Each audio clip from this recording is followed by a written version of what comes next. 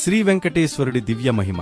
శ్రీ వెంకటేశ్వరుడు అనగానే మనసులో ఒక దివ్యమైన శాంతి, ఒక అజ్ఞాత శక్తి అలుముకుంటుంది.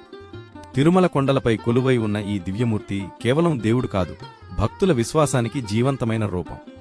ప్రతి అడుగులోనూ భక్తులు చేసే ప్రయాణం ఒక యాత్ర కాదు, అది ఒక ఆత్మానుభూతి.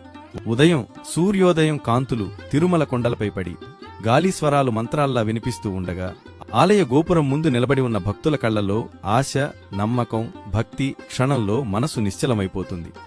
అతని కటాక్షం అనేది ఒక మంత్రం లాంటిది. ఎన్నో కష్టాల్లో ఉన్నవారికి ఆశ్రయం, ఎన్నో కన్నీళ్లకు ఓదార్పు. గోవిందా గోవిందా అని పలికే ప్రతి స్వరం ఒక ప్రార్థన, ఒక విశ్వాసం.